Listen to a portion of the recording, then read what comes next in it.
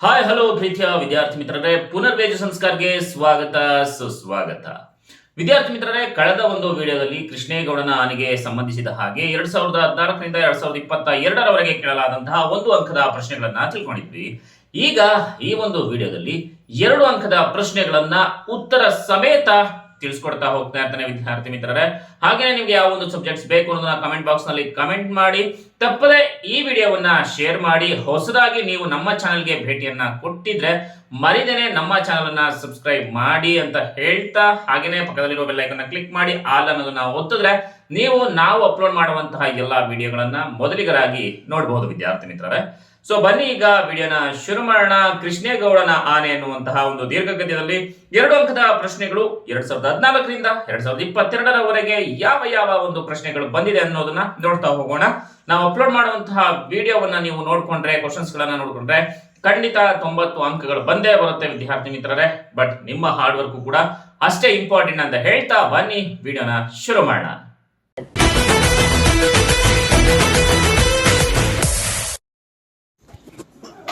ಹಾಗೇನೆ ಈ ಒಂದು ವಿಡಿಯೋದಲ್ಲಿ 2014ರಿಂದ 2022ರವರೆಗೆ ಪ್ರತಿ ಕ್ವಶನ್ ನ ಎಷ್ಟು ಬಾರಿ ಕೇಳಿದ್ದಾರೆ ಅನ್ನೋದನ್ನು ಕೂಡ ವಿದ್ಯಾರ್ಥಿ ಮಿತ್ರರೇ ತಿಳಿಸ್ಕೊಡ್ತಾ ಇದ್ದೀನಿ. ಬ್ರಾಕೆಟ್ ಅಲ್ಲಿ ಹಾಕಿರ್ತೇನೆ ಕ್ವಶನ್ ಪಕ್ಕದಲ್ಲಿ.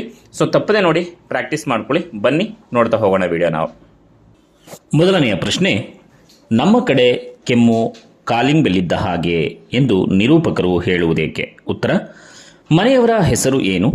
ಹೆಸರು ಹಿಡಿದು ಕರೆಯಬೇಕೋ, ಸ್ವಾಮಿ ಎನ್ನಬೇಕೋ, ಬಹುವಚನ ಉಪಯೋಗಿಸಬೇಕೋ, ಏಕವಚನವೋ? ಭಾಷೆ ಉಪಯೋಗಿಸಿ ಕರೆಯಬೇಕೆಂದರೆ ಏನೆಲ್ಲ ಬಿಕ್ಕಟ್ಟುಗಳನ್ನು ಎದುರಿಸಬೇಕು? ಅದರ ಬದಲು 1-2 ಸಾರಿ ಕೆಮ್ಮಿದರೆ ಸಾಕು, ಕೆಮ್ಮು ಕಾಲಿಂಗ್ ಬೆಲ್ಲಿದ್ದ ಹಾಗೆ ಎಂದು ನಿರೂಪಕರು ಹೇಳುತ್ತಾರೆ. ಪ್ರಶ್ನೆ 2, ದುರ್ಗಪ್ಪ ಏಕೆ ಬಂದಿರಬಹುದೆಂದು ನಿರೂಪಕರು ಯೋಚಿಸಿದರು?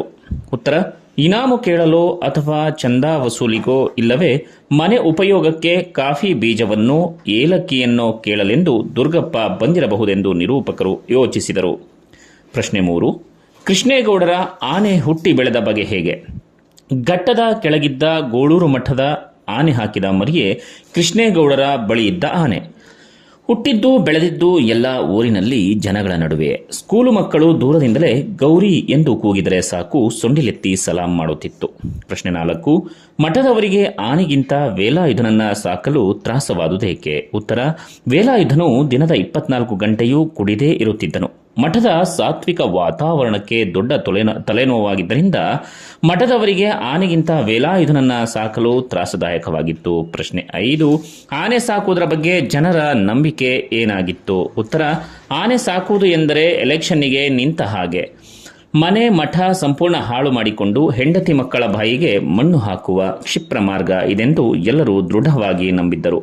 ಪ್ರಶ್ನೆ 6, ಸೊರಗಿದ್ದ ಆನೆಯನ್ನ ಕೃಷ್ಣೇಗೌಡ ಹೇಗೆ ಸಾಕಿದ? ಉತ್ತರ, ಮಠದಲ್ಲಿ ಬರೀ ಒಣ ಹುಲ್ಲು ಮೊಸರನ್ನ ತಿಂದು ಸೊರಗಿದ್ದ ಆನೆಗೆ ಬಯನೆ ಸೊಪ್ಪು, ಹಸಿ ಹುಲ್ಲು, ಇಂಡಿ, ಬೆಲ್ಲ, ಗೆಣಸು ಎಲ್ಲ ಕೊಟ್ಟು ಕೃಷ್ಣೇಗೌಡ ಚೆನ್ನಾಗಿ ಬೆಳೆಸಿದ. ಪ್ರಶ್ನೆ 7, ಕಾಡಾನೆಗಳ ಹಾವಳಿಗೆ ಪ್ರಕಾಶ್ ನೀಡಿದ ಕಾರಣಗಳೇನು? ಉತ್ತರ, ಅರಣ್ಯ ಇಲಾಖೆಯವರು ಕಾಡಿನ ಮರಗಳನ್ನು ತೆಗೆದು ನೀಲಗಿರಿ, ಅಕೇಶಿಯಾ ಮುಂತಾದ ಆನೆಗಳಿಗೆ ನಿರುಪಯುಕ್ತವಾದುದನ್ನು ನೆಡುತ್ತಿರುವುದೇ ಕಾಡಾನೆಗಳ ಹಾವಳಿಗೆ ಕಾರಣ ಎಂದು ಪ್ರಕಾಶ್ ಹೇಳಿದ. ಪ್ರಶ್ನೆ 8, ಫಾರೆಸ್ಟ್ ಡಿಪಾರ್ಟ್ಮೆಂಟಿನವರ ನಂಬರ್ 1 ಎನಿಮಿಗಳು ಯಾರು? ಉತ್ತರ, PWDನವರು, ಕರೆಂಟಿನವರು, ಟೆಲಿಫೋನಿನವರು ಫಾರೆಸ್ಟ್ ಡಿಪಾರ್ಟ್ಮೆಂಟಿನವರ ನಂಬರ್ 1 ಎನಿಮಿಗಳು. ಪ್ರಶ್ನೆ 9, ನಾಗರಾಜ ದುರ್ಗಪ್ಪನ ಮೇಲೆ ಏನೆಂದು ರೇಗಿದನು? ಉತ್ತರ, ನಾಗರಾಜ, ಏನೋ ಮರ ಯಾಕೆ ಕಡಿತೀಯ ಅಂತ ಕೇಳಿದ್ರೆ ಮ್ಯಾಲಿನವ್ರನ್ನ ಕೇಳ್ಕೊಳ್ಳಿ ಅಂತ ಉಚಾಯಿಸಿ ಮಾತಾಡ್ತೀಯ. ಕೇಳದೆ ಡಿಪಾರ್ಟ್ಮೆಂಟಿನ ಮರ ಕಡಿದ್ರೆ ಇನ್ನೊಂದು ಸಾರಿ ಮತ್ತೇನಿಲ್ಲ, ನಿನ್ನೆ ಲಾಕಪ್ಪಿಗೆ ಹಾಕಿಸಿ ಬಿಡ್ತೀನಿ, ಏನಂತ ತಿಳ್ಕೊಂಡಿದ್ದೀಯ ಎಂದು ದುರ್ಗಪ್ಪನ ಮೇಲೆ ರೇಗಿದರು. ನೆಕ್ಸ್ಟ್ ಪ್ರಶ್ನೆ 10, ಡ್ರೈವರ್ ತಲೆ ಜಜ್ಜಿ ಹೋದದ್ದು ಹೇಗೆ? ಆನೆ ಅದಕ್ಕೆ ಕಾರಣವೇ? ಉತ್ತರ, ಲಾರಿಯ ಕ್ಯಾಬಿನಿನಲ್ಲಿ ಇಟ್ಟಿದ್ದ ಮಣಬಾರದ ಲಾರಿ ಜಾಕ್ ಡ್ರೈವರ್ನ ಬುರುಡೆಯ ಮೇಲೆ ಬಿದ್ದು ಸತ್ತು ಹೋದ. ಇದಕ್ಕೆ ಆನೆ ಯಾವ ರೀತಿಯಿಂದಲೂ ಕಾರಣವಲ್ಲ. ಪ್ರಶ್ನೆ 11, ತನ್ನ ಕೆಲಸ ಅತ್ಯಂತ ಅಪಾಯಕಾರಿ ಎಂದು ದುರ್ಗಪ್ಪ ವಿವರಿಸಿದ್ದು ಹೇಗೆ? ಉತ್ತರ, ಲೈನ್ಮನ್ ಕೆಲಸಕ್ಕೆ ಸೇರಿದ ಮೇಲೆ ಪ್ರಾಣದ ಆಸೆ ಇಟ್ಟುಕೊಳ್ಳಬಾರದು. ಎಲೆಕ್ಟ್ರಿಕ್ ಡಿಪಾರ್ಟ್ಮೆಂಟಿನ ಲೈನ್ಮನ್ಗಳ್ಯಾರು ಸರ್ವಿಸ್ ಮುಗಿಸಿ ರಿಟೈರ್ ಆಗಿರೋದನ್ನ ನೋಡಲು ಸಿಗುವುದಿಲ್ಲ.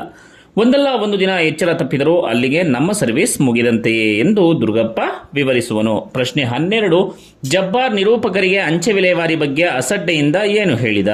ಉತ್ತರ, ಅಯ್ಯೋ, ಯಾವ ಮದುವೆ ಮನೆ ಕಾಗ್ದ ಸರ್, ನೀವೇನು ಹೋಗೋದಿಲ್ಲ ಏನಿಲ್ಲ, ಅವನ್ನು ಇವತ್ತು ಕೊಟ್ಟರು ಒಂದೇ, ನಾಳೆ ಕೊಟ್ಟರು ಒಂದೇ ಎಂದು ಅಂಚೆ ವಿಲೇವಾರಿ ಬಗ್ಗೆ ಅಸಡ್ಡೆಯಿಂದ ಹೇಳಿದ. ಪ್ರಶ್ನೆ 13, ನಾಯಿ ಕಚ್ಚಿದ್ದೆಲ್ಲಿ ಎಂದಾಗ ಜಬ್ಬಾರ್ ಇರುಸು ಮುರುಸಿನಿಂದ ಏನು ಹೇಳಿದನು? ಉತ್ತರ, ನಾಯಿ ಕಚ್ಚಿದ್ದೆಲ್ಲಿ ಎಂದು ಪುಟ್ಟಯ್ಯ ಕೇಳಿದಾಗ, ಅದು ಬೀದಿಲಿ ತೋರಿಸುವಂತಹ ಜಾಗವಲ್ಲ, ನನ್ನ ಮಗಂದು ಅಂಥ ಜಾಗದಲ್ಲಿ ಕಚ್ಚಿದೆ, ಪ್ಯಾಂಟು ಬಿಚ್ಚಬೇಕಾಗುತ್ತದೆ ಎಂದು ದನಿ ತಗ್ಗಿಸಿ ಜಬ್ಬಾರ್ ಹೇಳಿದ. ಪ್ರಶ್ನೆ 14, ಹುಚ್ಚುನಾಯಿಗಳು ಆಸ್ಪತ್ರೆಯಲ್ಲಿ ಹೇಗೆ ವರ್ತಿಸುತ್ತವೆಂದು ಪುಟ್ಟಯ್ಯ ಹೇಳಿದನು? ಉತ್ತರ, ಹುಚ್ಚುನಾಯಿ ಹತ್ತಿರ ಧೈರ್ಯದ ಪ್ರಶ್ನೆನೇ ಬರೋದಿಲ್ಲ, ಅವಕ್ಕೆ ತಲೆ ಕೆಟ್ಟು ಕಂಡ ಕಣಿದಕ್ಕೆಲ್ಲ ಕಚ್ಚುತ್ತವೆ. ಆಸ್ಪತ್ರೆಯ ಮೇಜು ಹಾಗೇನೆ ಕುರ್ಚಿ ಕಾಲಿಗೆಲ್ಲ ಕಚ್ಚುತ್ತವೆ ಎಂದು ಪುಟ್ಟಯ್ಯ ಹೇಳಿದ. ಪ್ರಶ್ನೆ 15, ನಾಯಿನ ಕೊಲ್ಲದೆ ನೌಕರರು ಸುಳ್ಳು ಹೇಳಿರುವರೆಂದು ನಿರೂಪಕರು ಯಾವ ಸಲಹೆ ನೀಡಿದರು? ಉತ್ತರ, ಇನ್ನು ಮೇಲೆ ನಾಯಿಗಳನ್ನು ಕೊಂದರೆ ಮುನ್ಸಿಪಾಲಿಟಿ ನೌಕರರು ಕೊಂದ ನಾಯಿಗಳ ಬಾಲಗಳನ್ನು ತೆಗೆದುಕೊಂಡು ಬಂದು ತೋರಿಸಬೇಕೆಂದು ಹೇಳುವಂತೆ ನಿರೂಪಕರು ಖಾನ್ ಸಾಹೇಬರಿಗೆ ಸಲಹೆ ನೀಡಿದರು. ಪ್ರಶ್ನೆ 16, ಆನೆಯೇ ತಿಪ್ಪಣ್ಣನ ಸಾವಿಗೆ ಕಾರಣವೆಂದು ದುರ್ಗಪ್ಪ ಹೇಳಿದಾಗ ನಿರೂಪಕರ ಪ್ರತಿಕ್ರಿಯೆ ಏನು? ಉತ್ತರ, ಎಲ್ಲೋ ಕಂಬದ ಮೇಲೆ ಸತ್ತಿರುವ ತಿಪ್ಪಣ್ಣನ ಸಾವಿಗೆ ಎಲ್ಲೋ ಓಡಾಡಿಕೊಂಡಿರುವ ಆನೆ ಕಾರಣವೆಂದು ಹೇಳುವುದು ಸರಿಯಲ್ಲ, ಬಾಯಿಲ್ಲದವರು ಈ ಪ್ರಪಂಚದಲ್ಲಿ ಬದುಕುವ ಹಾಗಿಲ್ಲವೇ ಎಂದು ಪ್ರತಿಕ್ರಿಯಿಸಿದರು. ಪ್ರಶ್ನೆ 17, ಡ್ರೈವರ್ ಅಬ್ಬಾಸ್ ಕ್ಲೀನರ್ ಕೃಷ್ಣರ ಸಾವಿಗೆ ಕಾರಣವೇನು? ಉತ್ತರ, ಡ್ರೈವರ್ ಅಬ್ಬಾಸಿಗೆ 2 ದಮ್ ಬೀಡಿ ಎಳೆಯುವ ತೆವಲು ಶುರುವಾಯಿತು. ಕ್ಲೀನರ್ ಕೃಷ್ಣನಿಗೆ ಸ್ಟೇರಿಂಗ್ ಹಿಡಿದುಕೊಳ್ಳಲು ಹೇಳಿ ಬೀಡಿ ಹಚ್ಚಿಕೊಳ್ಳುವಷ್ಟರಲ್ಲಿ ಲಾರಿ ದೊಡ್ಡ ಕಾಂಡದ ಕಡೆಗೆ ನುಗ್ಗಿತು. ಕ್ಲೀನರ್ಗೆ ಸ್ಟೇರಿಂಗ್ ಬಿಡೋ ಎಂದರೂ ಬಿಡದೇ ಇದ್ದಾಗ ಲಾರಿ ಮರಕ್ಕೆ ಡಿಕ್ಕಿ ಹೊಡೆದು ಹಿಂದೆ ಇದ್ದ ಅಪಾರ ತೂಕದ ದಿಮ್ಮಿಗಳು ಕ್ಯಾಬಿನ್ ಮುರಿದು ಮುನ್ನುಗ್ಗಿದವು. ಮರಕ್ಕೂ ದಿಮ್ಮಿಗಳಿಗೂ ನಡುವೆ ಸಿಕ್ಕಿದ ಕ್ಲೀನರ್, ಡ್ರೈವರ್ ಇಬ್ಬರು ಅಲ್ಲೇ ಸತ್ತು ಹೋದರು. ಪ್ರಶ್ನೆ 18, ಡ್ರೈವರ್ ಅಬ್ಬಾಸ್ ಮತ್ತು ಕ್ಲೀನರ್ ಕೃಷ್ಣರ ಸಾವಿಗೆ ಆನೆ ಕಾರಣವೆಂದು ಕೃಷ್ಣೇಗೌಡರಿಗೆ ಏಕೆ ಹೇಳಲಾಗಲಿಲ್ಲ? ಉತ್ತರ, ಡ್ರೈವರ್ ಅಬ್ಬಾಸ್ ಮತ್ತು ಕ್ಲೀನರ್ ಕೃಷ್ಣರ ಸಾವಿಗೆ ಆನೆ ಕಾರಣವಲ್ಲವೆಂದು ಕೃಷ್ಣೇಗೌಡರಿಗೆ ಹೇಳಲಾಗಲಿಲ್ಲವೇಕೆಂದರೆ ಲಾರಿಯಲ್ಲಿ ಬರುತ್ತಿದ್ದ ಕಳ್ಳ ಮಾಲನ್ನ ಶಿವೇಗೌಡರ ಸಾಮಿಲಿನಲ್ಲಿ ಅನ್ಲೋಡ್ ಮಾಡಲು ಆನೆಯೊಂದಿಗೆ ವೇಲಾಯುಧ ಸಾಮಿಲಿನಲ್ಲೇ ಕಾಯುತ್ತಿದ್ದರಿಂದ ಆನೆಗೂ ಇದಕ್ಕೂ ಸಂಬಂಧವಿಲ್ಲವೆಂದು ಯಾರಿಗೂ ಹೇಳುವಂತಿರಲಿಲ್ಲ, ಏಕೆಂದರೆ ಈ ವ್ಯವಹಾರವೇ ಅಂಥದ್ದು. ಪ್ರಶ್ನೆ 19, ಆನೆಯನ್ನ ಹದ್ದುಬಸ್ತಿನಲ್ಲಿಡುವುದರ ಬಗ್ಗೆ ವೇಲಾಯುಧನ ಅಪ್ಪ ಏನು ತಿಳಿಸಿದ್ದ?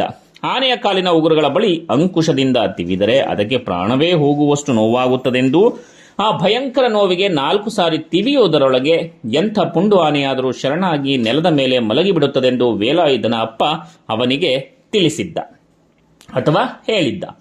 ಪ್ರಶ್ನೆ 20, ಅರಣ್ಯ ಇಲಾಖೆಯವರು ನಾಗರಾಜನನ್ನ ಕುರಿತು ಏನೆಂದು ಜಾಹೀರಾತು ನೀಡಿದರು? ಅರಣ್ಯ ಇಲಾಖೆಯವರು ಪತ್ರಿಕೆಗಳಲ್ಲಿ ಫೋಟೋ ಕೊಟ್ಟು ಮನೆಯವರು, ಮೇಲಧಿಕಾರಿಗಳು ಹಾಗೂ ಊರಿನ ಜನರೆಲ್ಲ ನಿನ್ನದೇ ನಿರೀಕ್ಷೆಯಲ್ಲಿದ್ದಾರೆಂದು, ನಿನ್ನ ವಿರುದ್ಧ ಯಾವುದೇ ಕ್ರಮ ಅಥವಾ ಶೋಕಾಸ್ ನೋಟಿಸ್ ಅಥವಾ ತನಿಖೆ ನಡೆಸುವುದಿಲ್ಲವೆಂದು, ಈ ಮನವಿ ನೋಡಿದ ಕೂಡಲೇ ಎಲ್ಲಿದ್ದರೂ ಹಿಂದಿರುಗಿ ಬರತಕ್ಕದ್ದೆಂದು ಜಾಹೀರಾತು ನೀಡಿದರು. ಸಂಪೂರ್ಣವಾಗಿ ವಿಡಿಯೋವನ್ನು ನೋಡಿದ್ದಕ್ಕಾಗಿ ಧನ್ಯವಾದಗಳು ವಿದ್ಯಾರ್ಥಿ ಮಿತ್ರರೇ. ಈ ವಿಡಿಯೋವನ್ನ ನಿಮ್ಮ ಎಲ್ಲ ಫ್ರೆಂಡ್ಸ್ಗೂ ಕೂಡ ಶೇರ್ ಮಾಡಿ, ಹಾಗೇನೆ ಮರಿದೇನೆ ನಮ್ಮ ಚಾನಲ್ನ ಸಬ್ಸ್ಕ್ರೈಬ್ ಮಾಡಿ. ಇದೇ ರೀತಿಯಾಗಿ ಸಪೋರ್ಟ್ ಮಾಡ್ತಾ ಇರಿ. ನಿಮಗೆ ಯಾವ ಒಂದು ಸಬ್ಜೆಕ್ಟ್ಸ್ ಬೇಕು ಅಂತ ಕಮೆಂಟ್ ಬಾಕ್ಸ್ ನಲ್ಲಿ ಕಮೆಂಟ್ ಮಾಡಿ. ಜೈ ಹಿಂದ್, ಜೈ ಕರ್ನಾಟಕ ಮಾತೆ, ಒಂದೇ ಮಾತ್ರ. ಶ್ರೀ ಕನ್ನಡಂ ಗೆಲ್ಗೆ, ಶ್ರೀ ಕನ್ನಡಂ ಬಾಳ್ಗೆ. ನಮಸ್ಕಾರ.